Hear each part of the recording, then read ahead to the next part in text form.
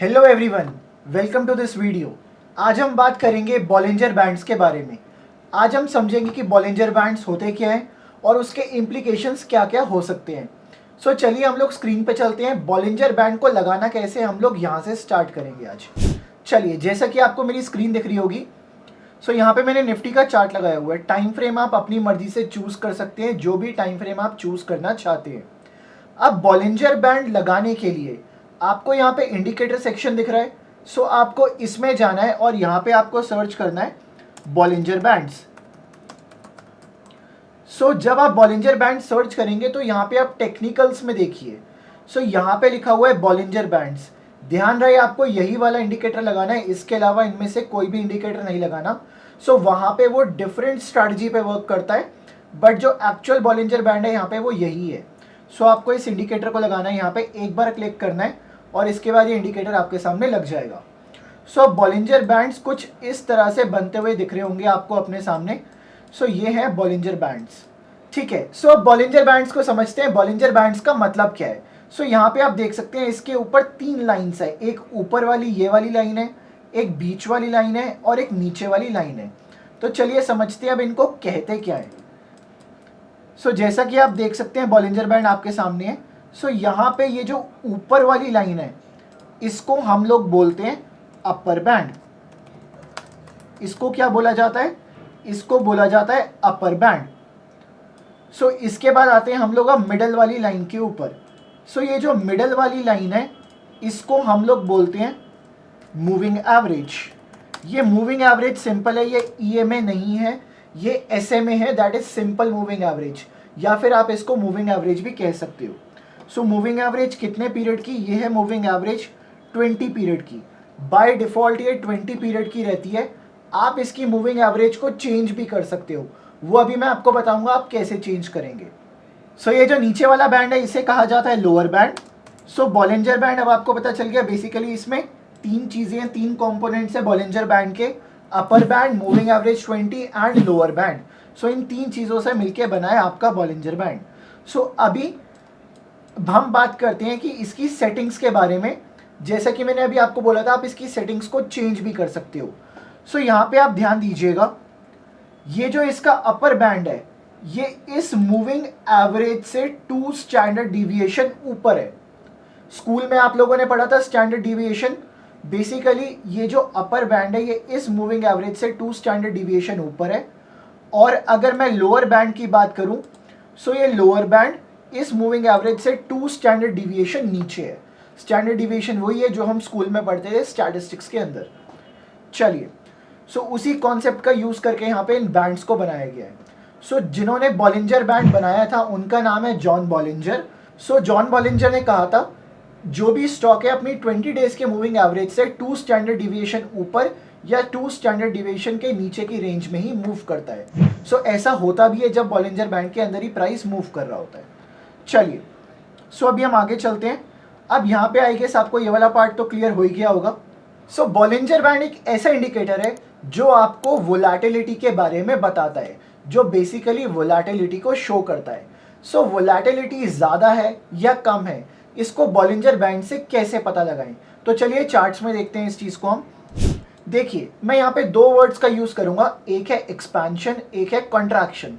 Expansion मतलब expand होना, contraction मतलब पास आना। सो यहाँ पे आप देख सकते हैं जब भी बॉलिंजर बैंड कॉन्ट्रैक्ट करेगा, जैसा कि आप इस केस में देख पा रहे हैं, यहाँ पे बॉलिंजर बैंड कॉन्ट्रैक्ट कर रहा है। कॉन्ट्रैक्ट कैसे कर रहा है?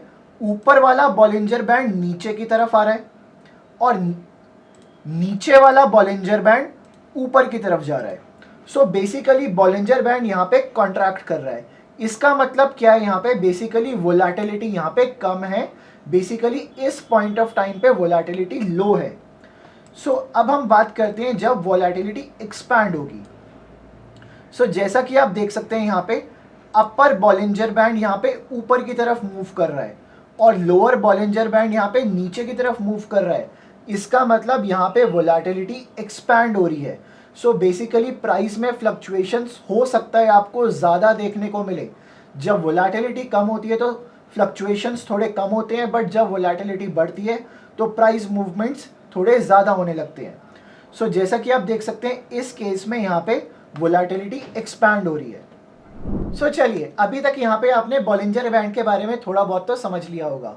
सो अभी हम बात करते हैं बॉलिंजर बैंड के ऊपर आप क्या क्या स्ट्रैटेजीज को डिप्लॉय कर सकते हो। सो चलिए अभी हम स्क्रीन पे चलते हैं और कुछ स्ट्रैटेजीज के बारे में बात करते हैं। सो जैसा कि आप देख सकते हैं इस केस में यहाँ पे बॉलिंजर बैंड कॉन्ट्रैक्ट हो रहा है। ऊपर वाला बॉलिंजर बैंड नीचे की तरफ आ रहा है और नीचे वाला बॉलिंजर बैंड ऊपर की तरफ जा रहा है। सो एक बहुत अच्छा सिनेरियो हो सकता है, यहाँ पे आप ब्रेकआउट या ब्रेकडाउन की स्ट्रैटेजीज को डिप्लॉय कर सकते हो। जैसा कि आप देख सकते हैं यहाँ पे एक ब्रेकआउट आया और यहाँ पे एक ब्रेकडाउन आया। सो अब ब्रेकआउट ब्रेकडाउन को कैसे ट्रेड करना है वो तो एक डिफरेंट मैटर है, वो उसके लिए आपको टेक्निकल एनालिसिस में थोड़ा सा डीप जाना पड़ेगा। बट यहाँ पे अगर मैं बात करूँ, जब भी बॉलिंजर बैंड कॉन्ट्रैक्ट करे वहाँ पे आपको ब्रेकआउट या ब्रेकडाउन की अपॉर्चुनिटी फाइंड करने पे बहुत अच्छा रिस्क रिवॉर्ड रेशो मिल सकता है। सो अब दूसरी स्ट्रैटेजी के बारे में बात करते हैं। देखिए, जब भी बॉलिंजर बैंड कॉन्ट्रैक्ट होता है और इसके बाद आपको एक अच्छा ब्रेकआउट देता है, जैसा कि यहाँ पे इस केस में इसने दिया एक अच्छा ब्रेकआउट। सो यहाँ पे आप क्या कर सकते हैं, यहाँ पे आप डिमांड सप्लाई जोन्स की स्ट्रैटेजी को डिप्लॉय कर सकते हैं।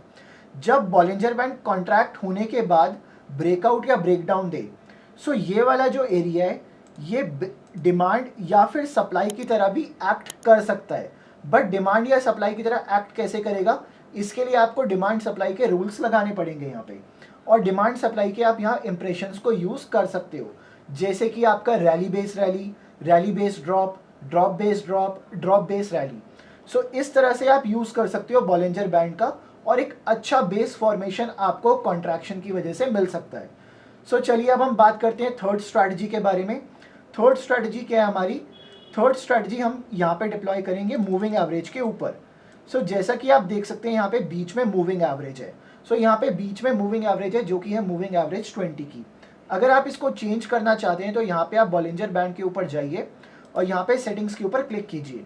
सो यहाँ पे आप जो लेंथ दिख रहा है आपको, इसको आप लेंथ को 20 की जगह कुछ भी यूज़ करते हैं according to your setup. But यहाँ पे अभी मैं 20 को यूज़ करके बताऊँगा आपको।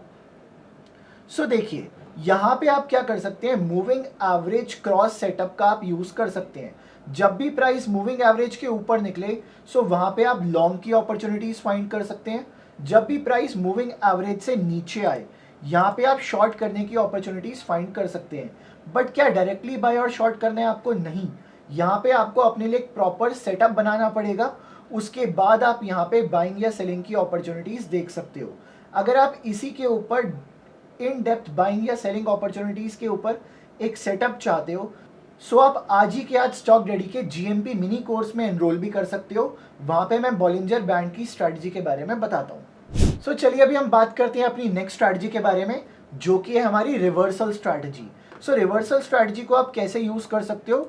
जब भी प्राइस आपको यहाँ पे अपर बॉलिंजर बैंड के पास दिखे, सो यहाँ पे आपको शॉर्ट सेल की अपॉर्चुनिटीज़ फाइंड करनी है। और जब भी प्राइस आपको यहाँ पे लोअर बैंड के पास दिखे, यहाँ पे आपको बाय करने की अपॉर्चुनिटीज़ फाइंड करनी है। अगेन, आपको डायरेक्टली बाय सेल नहीं करना है, आपके पास एक प्रॉपर सेटअप होना चाहिए जिसके बेसिस पे आप बाइंग या सेलिंग अपॉर्चुनिटीज़ फाइंड करेंगे। सो अगर आप बॉलिंजर बैंड के बारे में इन डेप्थ जानना चाहते हैं, सो आज ही के आज स्टॉक डैडी के जीएमपी कोर्स में एनरोल कीजिए और बॉलिंजर बैंड के ऊपर इन डेप्थ में हमारे साथ जानिए। सो आई होप ये वाला वीडियो देख के आपको बहुत ज़्यादा मज़ा आया होगा। अगर आपको इस वीडियो के दौरान कुछ नया सीखने को मिला तो प्लीज़ मेरे को कमेंट बॉक्स में लिख के बताइए, yes I have learn something new. मेरे को आपके कमेंट्स का इंतज़ार रहेगा। और अगर ये वाला वीडियो आपको अच्छा लगा तो प्लीज़ इसको लाइक करना मत भूलिएगा। सो ऐसी और वीडियोज़ के लिए कीप फॉलोइंग स्टॉक डैडी।